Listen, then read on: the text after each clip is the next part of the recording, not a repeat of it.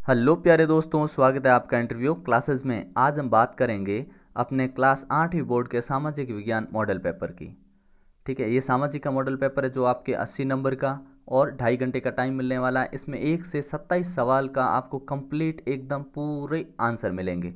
ठीक है, पूरी एकदम अच्छी बेहतरीन ढंग से पीडीएफ बनाई हुई है और उनके आंसर शीट बनाई हुई है। ठीक है, ये आपको मिलेगी। ठीक है ना, तो देखते जाइए। और अगर आप इस चैनल पे नए हो तो चैनल को सब्सक्राइब ज़रूर कर लीजिएगा और वीडियो को अपने दोस्तों के साथ शेयर ज़रूर करें। ठीक है, और लाइक करना बिल्कुल भी नहीं भूलें। ठीक है, देखते हैं, एकदम एक्यूरेट आंसर मिलेंगे और बाकी जो भी मॉडल पेपर हैं उनके सोल्यूशन भी आपको इस यूट्यूब चैनल पे मिल जाएंगे, जिसमें आपके इंग्लिश मैथ्स इनका डाला जा चुका है। बाकी सबका जल्दी ही आ जाएगा। अगर आप चाहते हैं कि आपके सभी सब्जेक्ट के सारे मॉडल पेपर के आंसर चाहिए तो आप ज़रूर कमेंट सेक्शन में लिखिएगा ताकि हम बना सकें, और लाइक करना नहीं भूलें। चलिए स्टार्ट करते हैं इसका आंसर। पहला क्वेश्चन है, भारत का अंतिम वायसरॉय था, कौन था? तो हम जानते हैं ऑप्शन ए करेक्ट होगा। कौन? Lord Mountbatten. सेकंड है, सर्वप्रथम भारत आने वाली पश्चिमी ताकत, तो पुर्तगाली थे पश्चिमी ताकत। ठीक है, नेक्स्ट क्वेश्चन देखिए, शेर मैसूर के नाम से कौन? टीपू सुल्तान जाना जाता था। ठीक है, राज्यसभा में कुल कितने सदस्य होते हैं? तो ये ऑप्शन सारे गलत हैं, लेकिन आपको पता होना चाहिए कि 250 सदस्य होते हैं। ठीक है ना। नेक्स्ट देखिए, राजस्थान के जिस जिले में जनसंख्या घनत्व सर्वाधिक है वो कौन सा है? तो वो जयपुर है। महाराणा प्रताप हवाई अड्डा कहाँ है? तो उदयपुर के डेबोक में है। ठीक है, नेक्स्ट क्वेश्चन देखिए कि भारत सरकार ने सूचना का अधिकार अधिनियम पारित किया, कब किया? 2005 में। नेक्स्ट है, संविधान की किस अनुसूची में अस्पृश्यता को दंडनीय अपराध घोषित किया गया है? तो अनुच्छेद 17 में। 1857 में सबसे पहले विद्रोह कहाँ प्रारंभ हुआ? तो मेरठ में। ठीक है ना। फिर है आपके क्वेश्चन नंबर 10th, कानून बनाने में सर्वाधिक महत्वपूर्ण भूमिका होती है, किसकी होती है? तो संसद की। फिर 11वां सवाल देखिए, रिक्त स्थानों की पूर्ति करनी, ये भी एक एक नंबर का। राजस्थान का स्थापना दिवस कब मनाते हैं? तो हम मनाते हैं 30 मार्च को। ठीक है ना, 30 मार्च। नेक्स्ट है, ग्राम पंचायत का मुखिया कौन होता है? सभी जानते हैं, कौन होता है? सरपंच। और धर्म को राज्य से अलग रखने की अवधारणा को क्या कहते हैं? धर्म निरपेक्षता। फिर है, राजस्थान में सर्वाधिक लिंगानुपात किस जिले का है? तो डूंगरपुर आंसर होगा।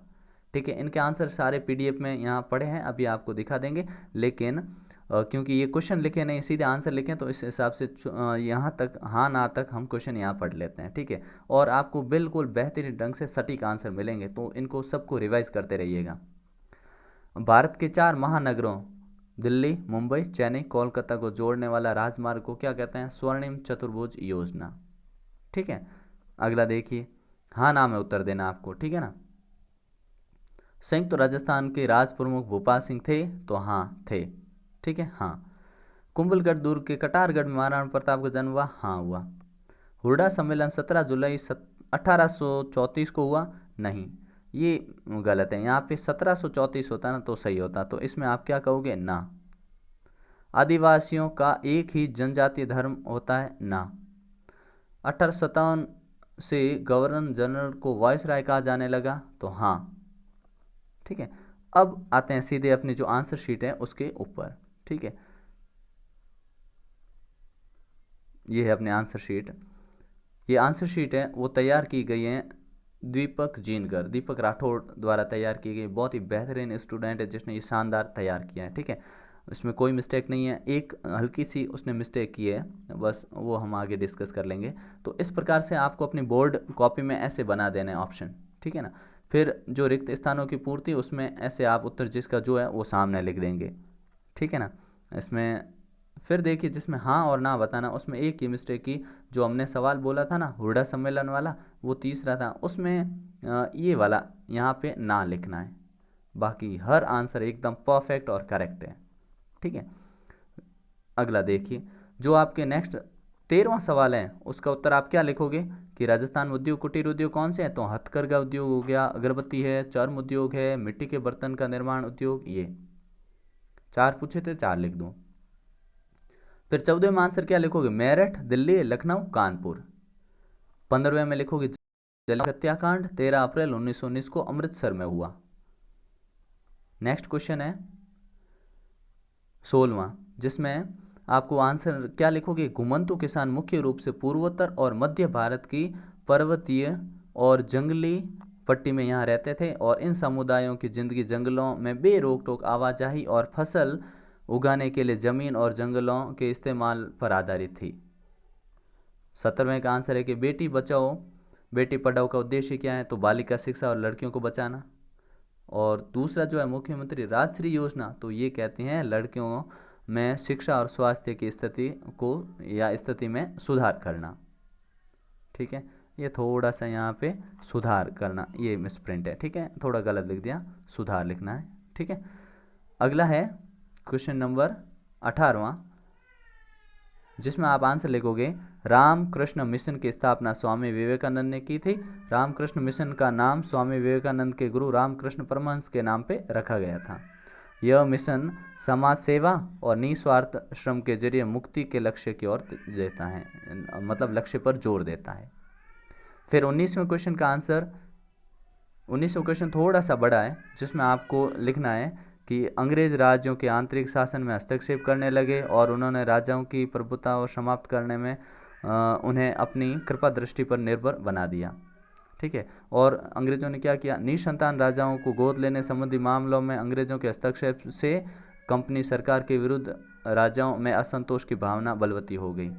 अंग्रेज इससे गुस्सा होते गए। राजस्थान में अंग्रेजों की धर्म प्रचार नीति, सामाजिक सुधार व आर्थिक नीतियों के कारण यहाँ की सामान्य जनता की भावना अंग्रेजों के विरुद्ध चरम पर थी। ये 1857 के तत्कालीन कारण है। ठीक है, दो और कारण ये है, सामंत अपनी दुखद स्थिति का जिम्मेदार अंग्रेजों को ही मानते थे, इसलिए उनमें भी अंग्रेजों के प्रति रोष था। फिर 1857 की क्रांति का तात्कालिक कारण एनफील्ड राइफल में प्रयुक्त कारतूसों में गाय और सूअर की चर्बी का प्रयोग किया जाता था, ये था। ठीक है, 20वां, फिर ये छोटा सा आंसर है 20वें का। ठीक है, पुलिस की जांच में, अपराध की जांच में क्या भूमिका होती है, वो है। ठीक है, तो पुलिस महत्वपूर्ण भूमिका होती है। प्राथमिकी दर्ज होने के बाद पुलिस जांच के आदेश देने के बाद गवाहों के बयान दर्ज करती है और उस पर काम करती है। ठीक है, यहाँ से वीडियो को पॉज करके आप यहाँ से उतार सकते हैं। 21वें में आपको लिखना है कोयले के बारे में।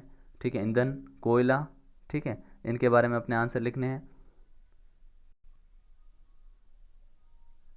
फिर 22वें में आंसर क्या लिखोगे, 22वां भूसंकलन क्या है। ठीक है ना, तो यहाँ से आप आंसर लिख सकते हैं, इसको रोकने की विधियाँ वगैरह, ये बिल्कुल डिटेल में और एकदम करेक्ट आंसर है।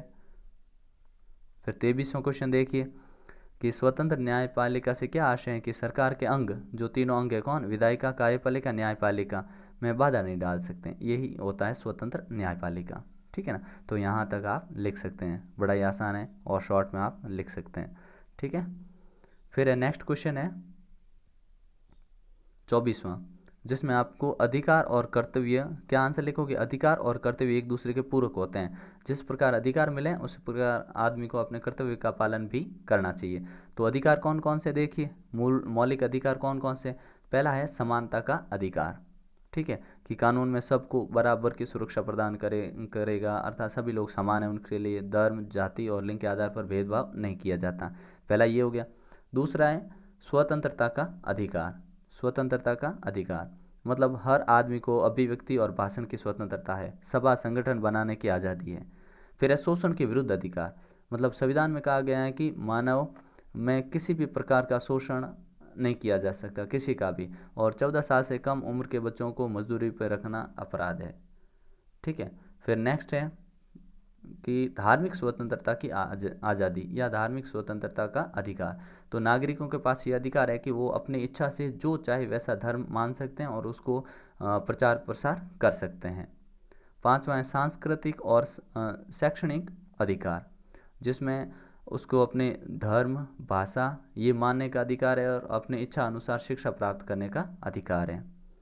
फिर छठा और लास्ट है अपना संवैधानिक उपचारों का अधिकार, मतलब अगर किसी भी अधिकार, मौलिक अधिकार का उल्लंघन होता है तो वो इसके अनुसार अदालत में जाके अपना याचिका दायर कर सकता है या फिर अदालत में जा सकता है। वाले बंगाल विभाजन के बारे में, जो कि 1905 में हुआ था, लॉर्ड कर्जन ने करवाया था। ठीक है ना, ये उस पर आप यहाँ से वीडियो को रोक के यहाँ से आप लिख सकते हैं या याद कर सकते हैं, पढ़ सकते हैं। ठीक है, फिर 26वां है संसाधनों के बारे में।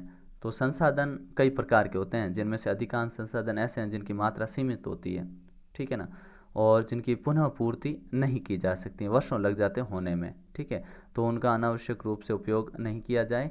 और जैसे आप जल को ही देख लो, असीमित संसाधन प्रतीत होता है किंतु फिर भी जल संकट उत्पन्न हो रहा है, अतः संसाधनों का संरक्षण अति आवश्यक है, ठीक है। ये यहाँ पे हुए। अब एक क्वेश्चन और है आपके 27वां, जो कि मैप नहीं होने की वजह से नहीं है। अगर आप चाहते हैं कि सभी मॉडल पेपर है, सभी का सोल्यूशन चाहिए, तो हमें ज़रूर लिखिएगा, वीडियो को लाइक करिएगा, क्योंकि आप लाइक करते हो तो हमें एक अच्छी उत्साह मिलता है, नया जोश आता है कि हमें हाँ बच्चों को आंसर शीट बना के देनी है, ठीक है ना। तो आप ज़रूर करिएगा ऐसा, ठीक है। तो मिलते हैं नेक्स्ट पार्ट में, तब तक के लिए गुड बाय, जय हिंद, जय भारत।